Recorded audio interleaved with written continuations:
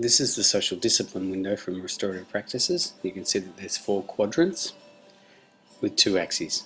The first axis is about control. The second is about support. The first one that we look at is where we do things to students, so there's lots of control and very little support. We'd often describe this as punitive.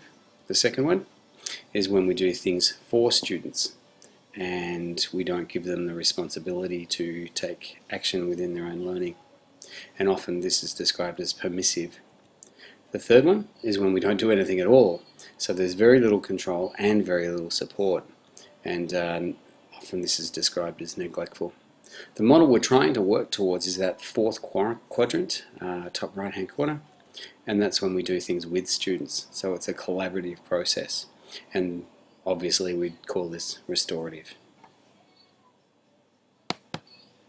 In the next slide we see some of the common terms or some of the common words that are used to describe each of those windows. So in the top left we'll see power struggles, confrontation, authoritarianism. In the bottom right we'll see chaotic, inconsistent, and they're the words that characterize those types of classrooms that use a variety of different levels of control and levels of support.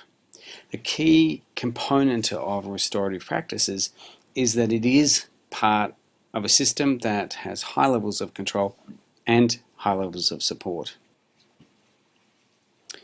So you'll see in those videos of the 2 schools that demonstrated their approach to restorative practices, or as they call it, restorative justice. I just happen to like the phrase practice, and that's what's been adopted in Australia. You'll see how they've used a collaborative approach to work with the students and develop strategies that get them to challenge what's happened and how the harm that they've caused through their behaviour can be repaired. And that's the key component, working with them to look at what happened and what harm was caused by the behaviour, and then looking at how that harm can be repaired. And in essence, that's simply what restorative practices is all about.